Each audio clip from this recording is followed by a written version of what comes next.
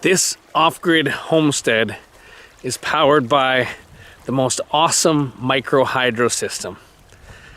It doesn't even seem like an off-grid power system. Check this out. No way!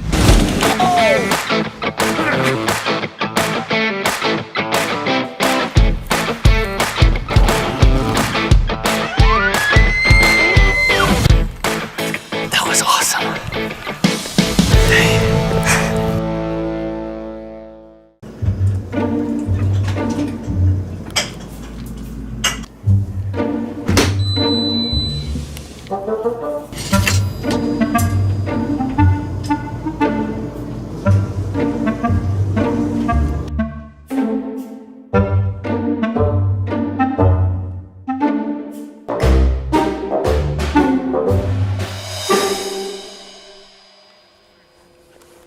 Do you want to see a steam engine? Yeah.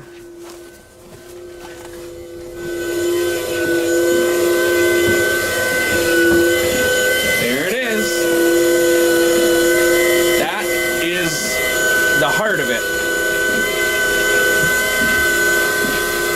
That's the magical thing that makes everything work. Really? Yeah, that's it. That little guy right there, he's a stream engine. Says right there, stream engine. And it's from these guys. Energy Systems and Design. Look at that. Made in Canada. New Brunswick. Wow. Yeah. And they're good guys. They're still there, and they're engineers, and they'll answer your questions. And this product has been running non-stop for 15 years. Wow. Isn't that crazy? Makes me like probably. Don't touch it. Yeah. Yeah. But it's like a really, really fast potter's wheel right now. Yeah. I'm not sure. So it's got two nozzles, but actually you don't need to have them both turned on. And in fact, one of them is turned off right now. I can turn it on. Let's see what happens.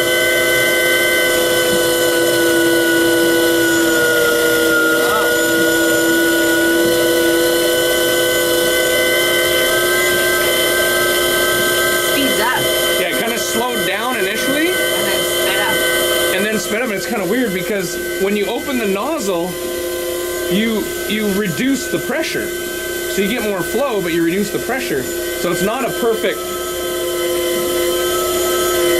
not necessarily at the perfect balance point. So either way, with that open, it's now producing about 13 or 1400 watts. Wow. So continuous, non-stop, 24/7. Explain to me how this works. Where does the water come in? These are two parallel pipes. Okay. So it's not necessary. Let's just consider this one. It's got the main pipe coming in. It splits off and goes up through here and into the turbine. And then the other side of it comes up and over and into this side. And yeah, you don't need both nozzles on.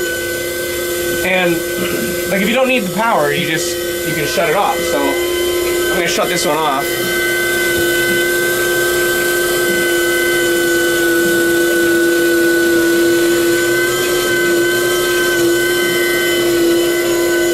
And the pressure, this thing is not totally right. I think it's actually closer to 45 PSI. Huh. But whatever. And that's it. Look at this. It's a pretty tiny little setup, right? Yeah. Totally simple looking. Wouldn't it be a shame to just have too much power all the time? What would we do with all the extra those power? hot showers? Hot showers like non-stop. We should go look at the intake because that's where this meets nature, right? That's where the stream is. And we haven't been up there for a long time, so it's probably overgrown a little bit. Let's go have a look.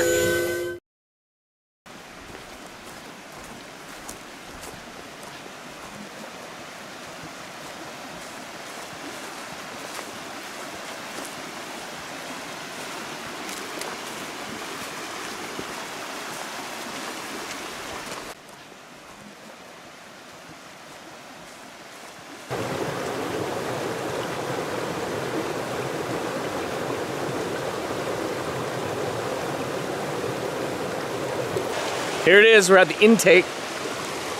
And this box right here, this old wooden box, is like the settling pond. So water's coming in from in the main channel. This ensures that the water going down to the house is clean. And we're actually gonna clean this thing out. We're gonna clean out this silt. We can open up this gate at the end of that rope and flush this box out and clean it all out. We're about 800 meters from the house in total pipe length and about 30 meters of elevation. And you have to do your own research on hydro, but hydro is all about the combination of flow rate versus pressure. So you can have less elevation, but you're gonna need a lot more water. Or you can have if you got really steep country, you could have a little pipe with a little bit of, gallons per minute, but super high pressure.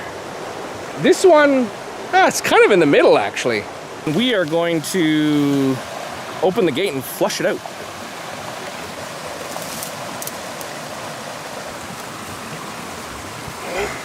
Oh, look at it go!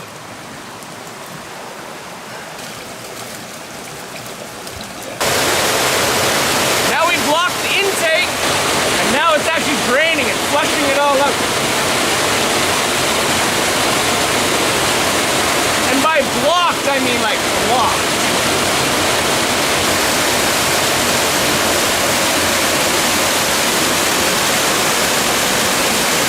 Oh, we just made it really noisy. So the intake is kind of blocked, but leaking quite a bit. But it's blocked enough that the box is draining. So now we can actually see the screened inlet to the penstock.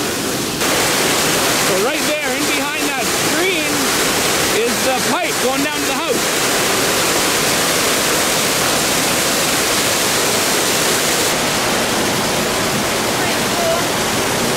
It's like an ancient piece of technology in the woods out here, eh?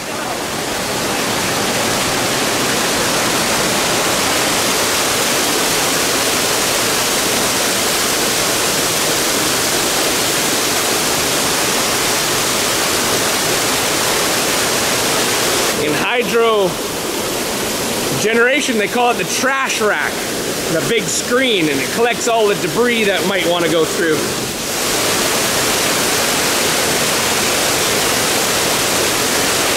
Crazy how this tiny creek looks just gentle and idyllic. Yeah. But I give it a couple feet to fall and it suddenly turns into like a boiling cauldron. Yeah.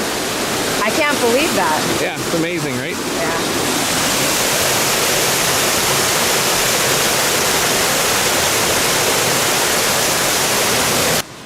So the water that's being flushed out of there, it just daylights over in this ditch.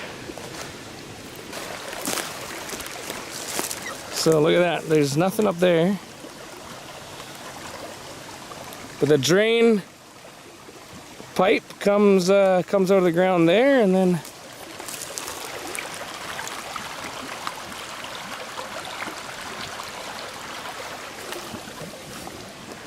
so every year this thing gets flushed out and keeps that intake nice and clean, so the house is getting clean water.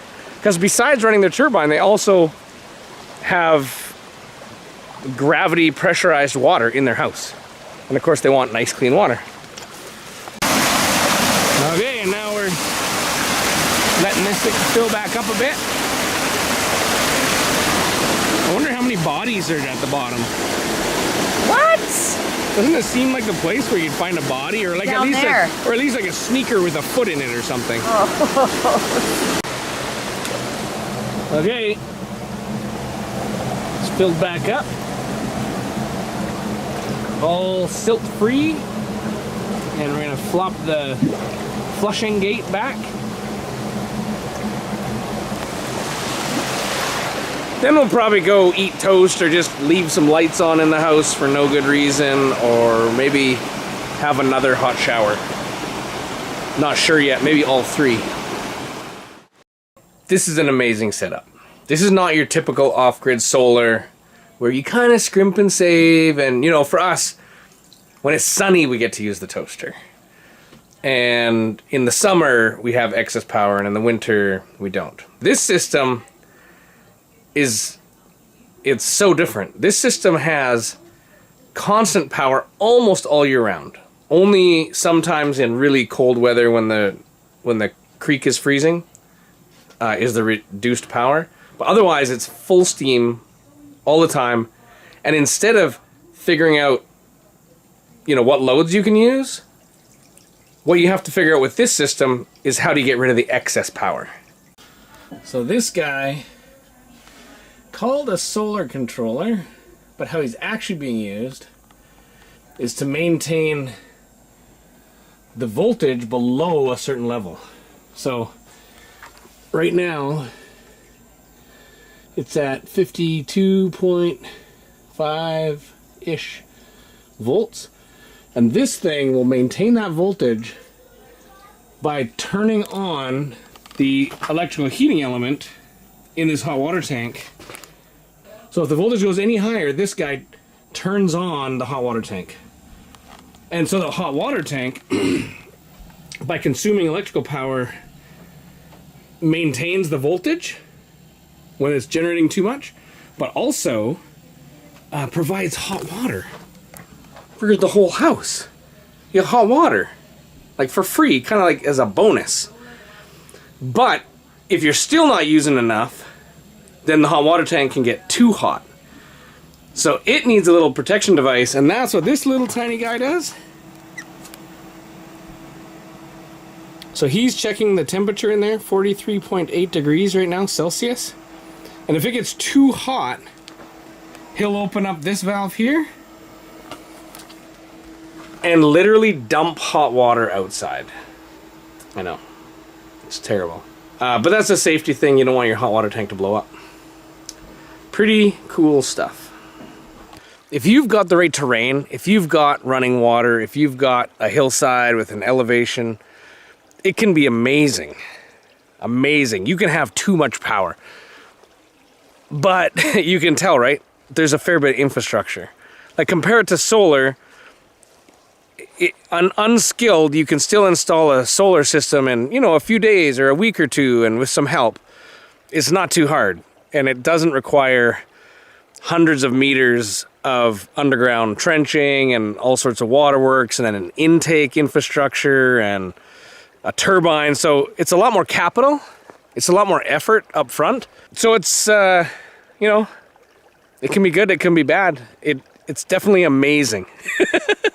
If you have, you know, if you have a long-term plan for a property and you have hydro potential, it seems like a pretty good deal.